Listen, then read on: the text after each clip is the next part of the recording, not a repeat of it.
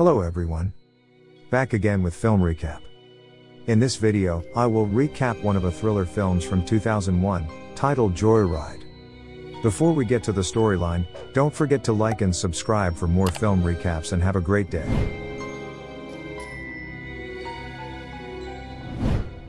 At the beginning of the film, we are shown a man named Lewis who was on the phone with his girlfriend, Venna.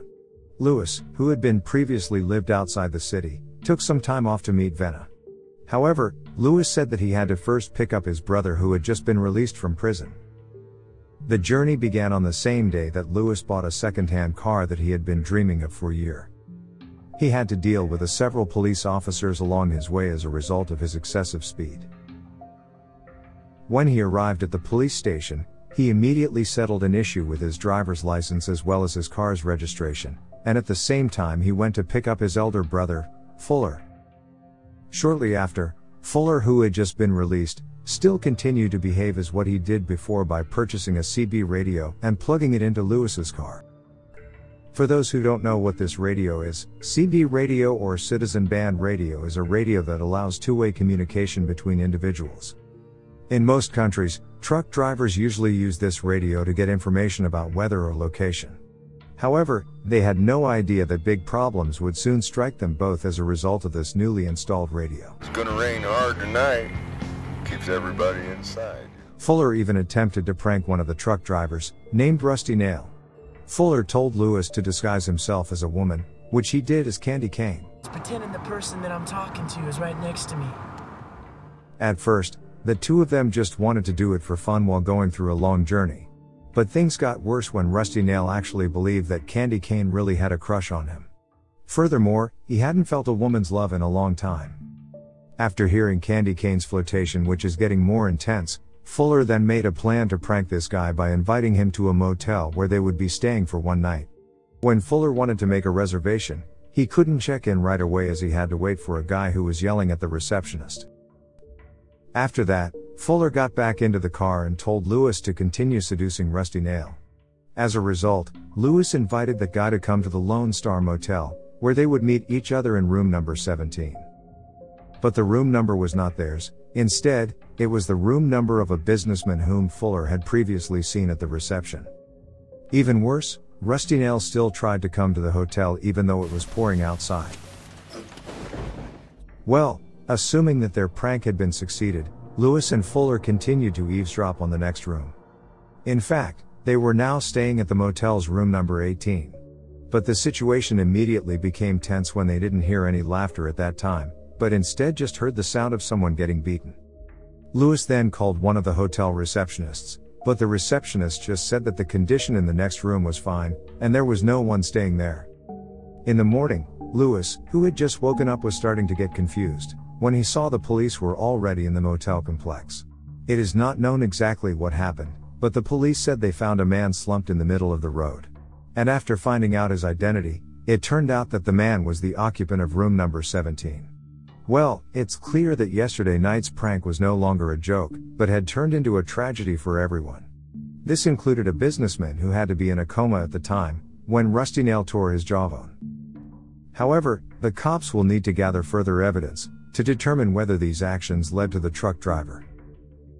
Fuller and Lewis then checked out of the motel and continued on their way to pick up Venna. But they didn't expect to find out that Rusty Nail was still looking for Candy Cane's figure in the middle of their journey. During the conversation, Rusty Nail said that he had been driving all day to find the candy cane that he loved. But Fuller still had no intention of apologizing to the guy, and instead hurled insults at Rusty Nail. As a consequence, the situation became even worse, once they found that the guy had been following them since the afternoon. At the same time, the car's gasoline supply was running short, therefore they needed to dodge him as fast as possible by making a sharp turn. Fortunately, there is a petrol station along the way, which Fuller took advantage to refuel the gas.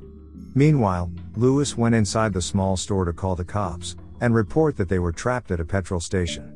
And it seems that Fuller saw a man who had just arrived at the location.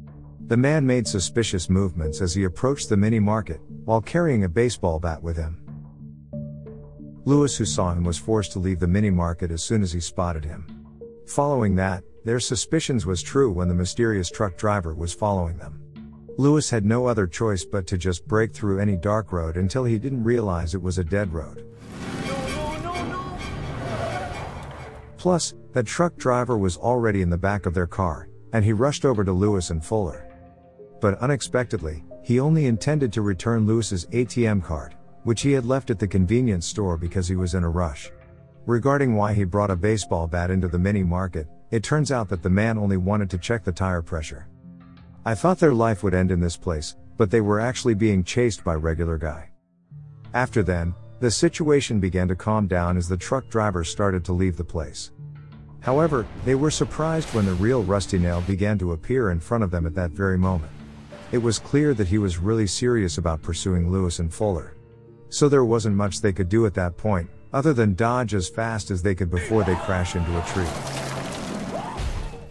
In the end, they were unable to stop Rusty Nail since he intended to pin them with his jumbo vehicle. Fuller then tried to apologize at that very moment, and Rusty Nail ended up to go away from the place. After last night's incident, it looked that Lewis' car had just been repaired, and Fuller was no longer interested in playing with the car's CB radio. The following day, Lewis was finally able to meet Venna, who had been waiting for a few days. At this moment, they were also introduced to Venna's friend, Charlotte. But Charlotte can't go on vacation with them since she already has a date with another friend. Lewis and Fuller couldn't act weird anymore with Venna's presence, because they didn't tell her about what had happened to them before. Fuller, who thought that the situation had returned to normal, tried to invite Lewis and Venna to have a drink at a bar which is just close to their motel. Once they started to get drunk, Venna was harassed by several men who seemed to have bad intentions towards her. At that point, Lewis immediately appeared to beat that guys, and Fuller then invited them both to leave the place. When Lewis arrived at the motel, it seemed that he was tired and he fell asleep right away. Well, Fuller took this opportunity to approach Venna, who was alone in the room without Lewis noticing it, and he started flirting with Venna. At the same time, Lewis had to wake up from his sleep after he got a call from the hotel receptionist. And when the phone was picked up, the voice didn't come from the hotel receptionist, but from Rusty Nail. Lewis, who was panicked, went straight to Venna's room, and he didn't care anymore that his brother was alone with his girlfriend. But most importantly, Lewis managed to tell Fuller that Rusty Nail was starting to have an interest in his own girlfriend, Venna. They rushed out of the hotel when they realized what had happened, unsure of where they wanted to go at this late hour. But it turned out that Rusty Nail had also given them a code through a road sign, with the work look printed on it. Therefore, Fuller pulled over to the side of the road, and the three of them immediately got out of the car to check the rear trunk. It's not known exactly how, but Rusty Nail has put back a CB radio that Fuller had thrown away. He did it in order to communicate with them via the radio. Venna, on the other hand, had no idea of what was going on. But she started to understand once she heard the screams of his own friend, Charlotte. They immediately realized that Charlotte had been kidnapped by Rusty Nail. Plus, the three of them are prohibited from reporting that incident to the police. At this point, Fuller, Lewis and Venna were told to come to a rest stop and follow his next directions, which he would explain later. This instruction turned out to be exclusively for Fuller and Lewis, who were told to enter one of the dining rooms completely naked this time. Rusty Nail seems to be attempting to offer a deterrent effect to both of them, by telling them how it feels to be embarrassed by others. Obviously, this action relates to Rusty Nail himself, who was embarrassed after previously entering the men's room, which is the businessman's room. It didn't stop there. The three of them were told to come again to a place that was far from the town. As can be seen, Rusty Nail chose to meet them in an area that is entirely surrounded by cornfields. At this point, they realized that Rusty Nail really did want to run them over with his big truck.